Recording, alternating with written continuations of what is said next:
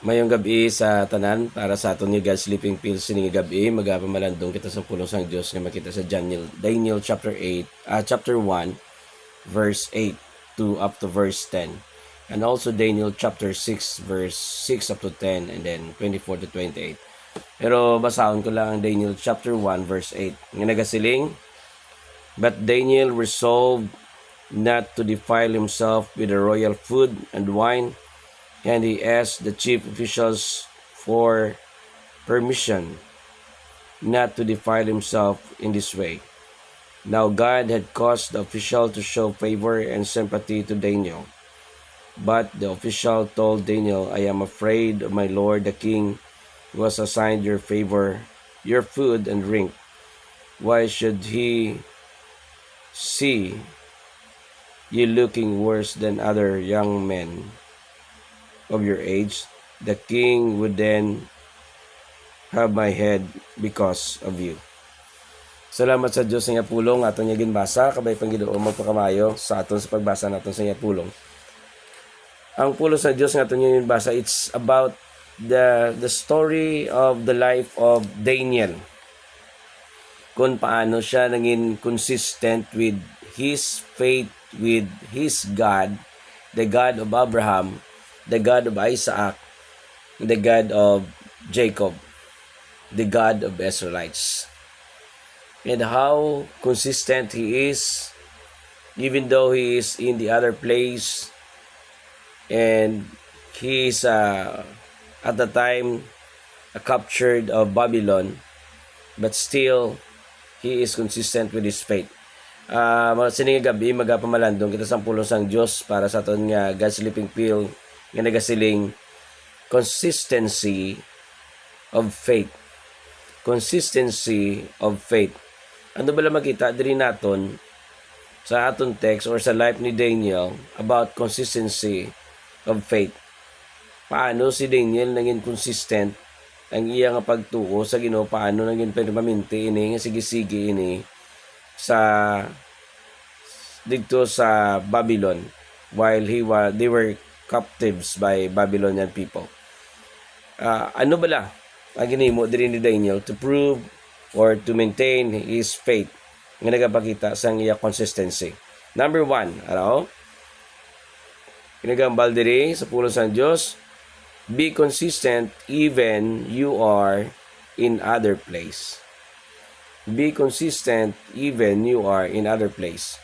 Daniel chapter 1 verse 8, but Daniel resolved not to defile himself with the royal food and wine, and he asked the chief officials for permission not to defile himself in this way. So, sila ni Daniel, ato na sila sa Babylon.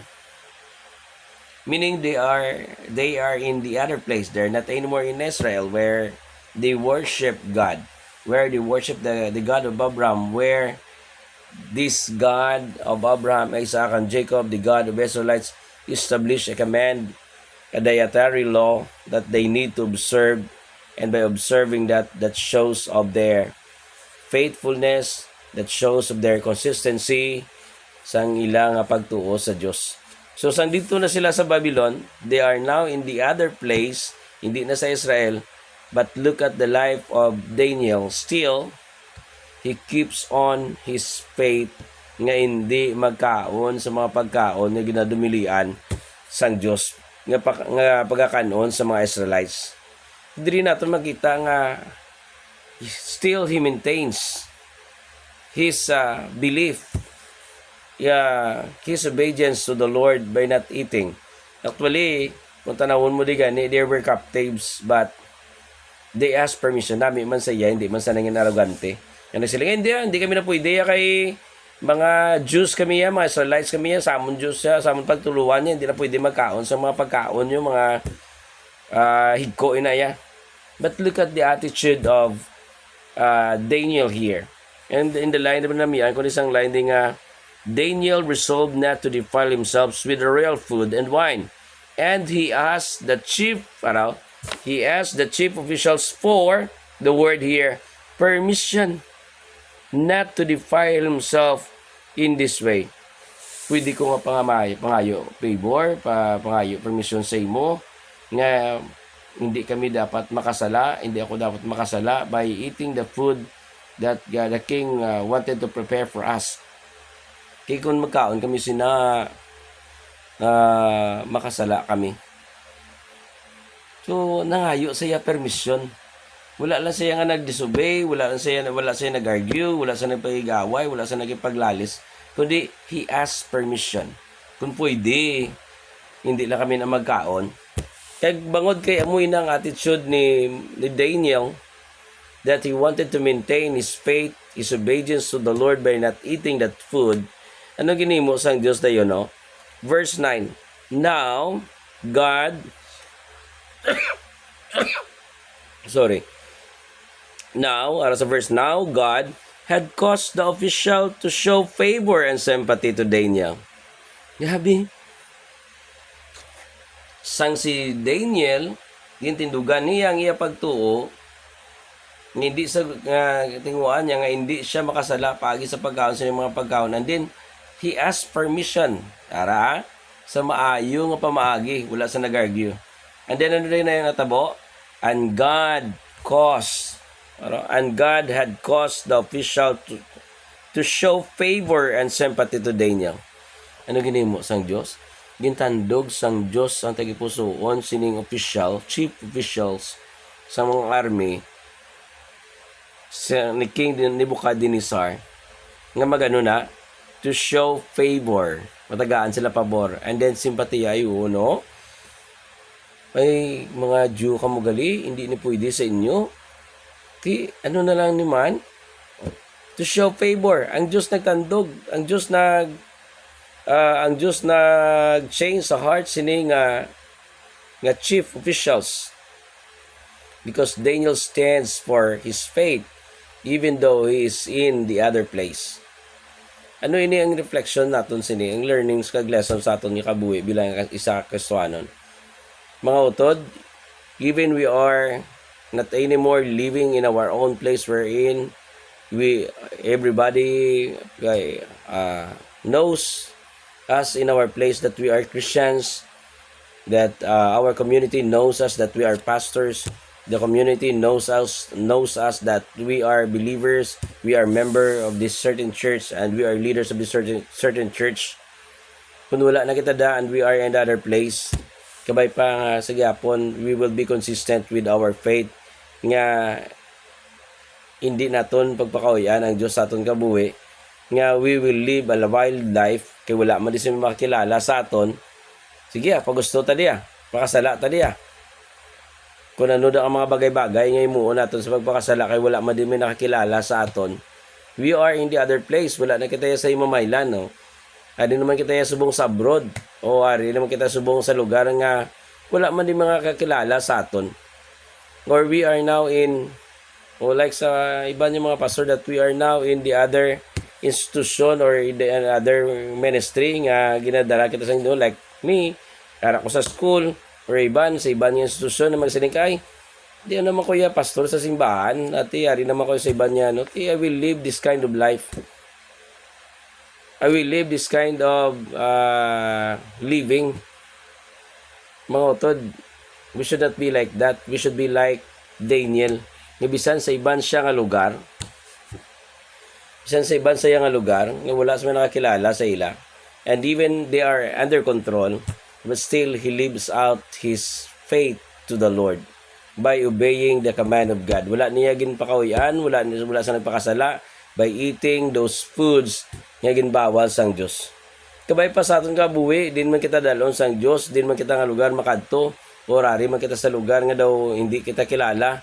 Kabay pa sa gihapon, padayon kita ya magtuo sa Dios.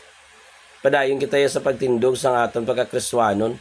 Padayon kita ya nga mag-live out sang tutuod nga Kristiyanon nga kabuhi by obeying the word of God, by obeying the command of God, by not committing sins. Let us maintain, be consistent. Kaya ganun matabo sa aton. Ari yung matabo, and God had caused the official to show favor and sympathy to Daniel. Ini mga friends naton, ini mga upod naton, yung nagapangagad sa aton, Kamagsiling kita, hindi ko na pwede. Hindi lang ko na. And then these people around us will show favor to us. Ay, maintindihan kita nila. They will they will become sympathetic to us. They will sympathize to us.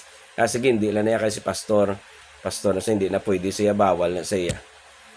And these people around us will be sympathetic to us. Sa ano nga rason? Is it because nga sa aton nga pagkakristohanon? Hindi.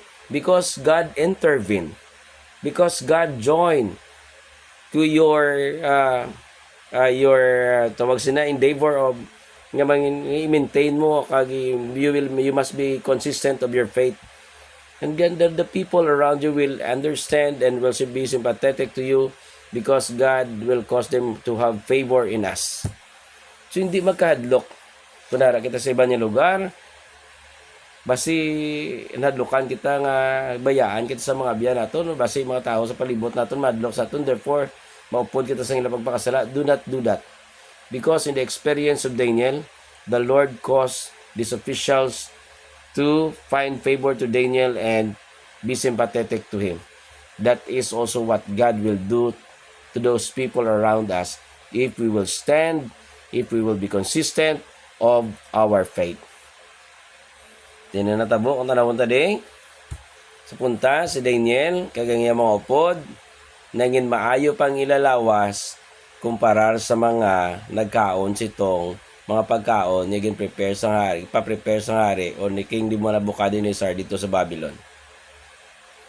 Simply shows that we will be successful and happy and fulfilled and complete if we will be consistent of our life, even though of our faith, even though we are in other places.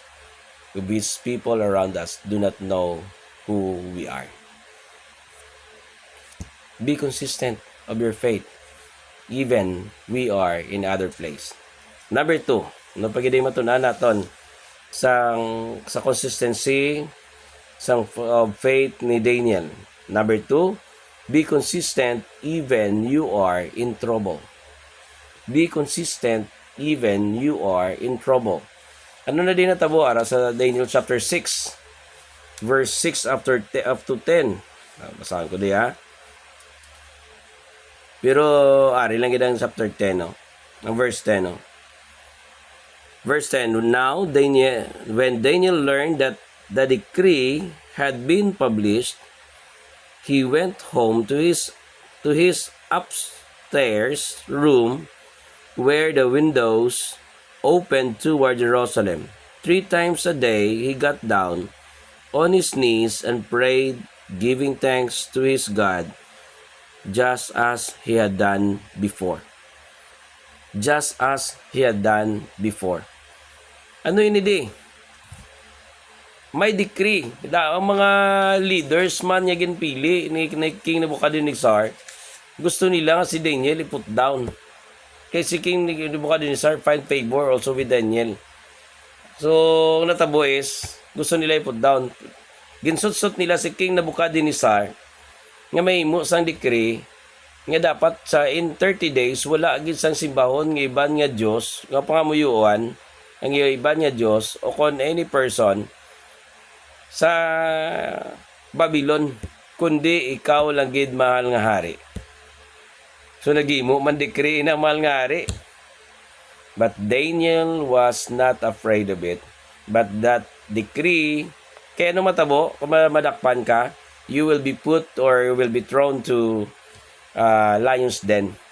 But Daniel didn't afraid that, but still, he became consistent with his faith. No, even though he is in trouble. He is in trouble. Matrouble na siya. Mabutang sa lion's den. Para may decree. May mga pagpangingabot siya kabuhi. But Daniel did not give up his faith. Still, si Daniel, sa nabatian niya nga decree, na ganun ginimo yan, nagkadto sa iyang upper room, where windows open toward Jerusalem. Ang bintana nagkadto sa Jerusalem. And then, ano dayon ginimo ya? 3 times a day, he got down. He got down on his knees and prayed 3 times a day sa gyapon. 3 times a day. Pamangkot, sa pag-abot lang na bala, pagkabaluya lang ang may decree, nga mo sina nga nagpangamuyo si Daniel, tanaw naton araw. 3 times a day, he got down on his knees and prayed, giving thanks to God, just as he had done before. Take note this line, just as he had done before. Meaning, si Daniel ya, nangin mapinangamuyoon, nagadiya sa Diyos, naga-worship, nagadiya sa Diyos, 3 times a day. Kaya rang sa line daw, just as he had done before. Gini mo ayan na gini niya. Hindi lang yung apan after nga nabato niya ang nabatian niya ini nga decree nga kung sino mga muyo sa iban wala labot sa kay King Nebuchadnezzar, you will be thrown to lions den. Daniel did not change his faith. Did not give up his faith because of this decree, but he maintained his faith. He continues praying, giving thanks to the Lord, kneeling to the Lord, continue his faith to the Lord. Even though he is in trouble, he might be put to lion's den. Tingnan natabo, may rason na ang mga tao nga nagingabot sa kay Daniel. Kaya nakita siya nga nagapangamuyo 3 times a day sa iya nga perom. But Daniel did not give up his faith. Wala siya. Mga utod, basi may mga troubles in life, problema, o basi may kinawadon sa aton, basi may mga pagpangingabot sa aton kabuhi, sa workplace, o kung sa diin ka man, pastor, may pagpangingabot sa aton niya pangabuhi, sa simbahan, may pangingabot, sorry to say this, may mga members nga nagayangabot sa aton, or members man, yung ginangabot man sa pastor, kabay pa nga, we should be like Daniel nga, padayon kita yung magmatutom sa Ginoo. Padayon na yan sa pagpangalagad sa Diyos. Padayon na yan sa pag-serve sa Diyos, like what you have done before. Kaya nung matabo, the Lord will protect you. Ano natabo sa Daniel? Gindakop siya. Ginaboy sa lion's den. Pero ang pamangkot, ginkaon sa belasang leon, wala siya ginkaon sa leon because God protected him. The Lord will protect us. Might be, at first, we will be hurt by these people. May muon silang hindi namin sa aton, ma-hurt kita. But in the long run, the Lord will protect us. But in the long run, the Lord will fight for us. In the long run, the Lord will cover us. Kag ang Diyos naton magapangapin sa aton against these people nga nag-create trouble sa aton. Against these circumstances that brings trouble to us nga magakos sa aton yung pagpalayo sa Diyos. But if we will be consistent with our faith, but if we continue our belief to God, ang aton pagpangalagad sa Diyos, ang aton pagserbisyo sa Diyos, wala kita na-give up sa aton yung pagpangalagad sa Diyos, the Lord will protect us. Kaya ang Diyos magapangapin sa aton, and the Lord will lift us up from this down life. Ngano nga natabo sa Daniel, hinulog to siya sa lion's den, but early in the morning he was left up. So at first, sa aton nga pagka-consistent sa aton pagpangalagad sa Diyos, it seems nga madaog ang panulay, hindi mga nagpangingabot sa aton, nabutangin matato sa dalom. Pero even though dito kita sa dalom, no one could harm us. No one could destroy ourselves. No one could destroy our image because God is protecting us and will protect us. And then, still, we will be lift up. Butaman kita Japon sa babaw. Pag-i-plaster kita. Basahon ko ang verse 28. What happened to Daniel? What happened to Daniel because he did not give up his faith. He is become consistent even though there are trials. Verse 28 sang chapter 6. So Daniel prospered during the reign of Darius and the reign of Cyrus the Persian. He became prosperous. He became successful. This is also what will happen to us if we will be consistent with our faith. If we will be consistent with our belief, with our service, with our obedience to the Lord, with our dependence to the Lord will let our lives and our family prosper. So therefore, encouragement, be consistent of your faith. Let us be consistent of our faith, even though we are in other place. Even though we are in trouble. Because the Lord will protect us. Ang Diyos naton magapangapin sa aton. And the Lord will let our lives prosper because we became consistent with our faith to Him. Madam, muli niya salamat. God bless you all. Kabay pang Ginoo, magapakamaayo sa inyo. Kag padayon ako magapangamuyo sa inyo. Kag please, padayon kamo sa pagpangamuyo man sa akon and then in this ministry of God's Sleeping Pills, yung magapadayon nini kag maga-reach out pagid sa madamo, pagid yung makalag, yung magkalaluwas, and families will be inspired and life will be inspired because of this ministry. God bless you all.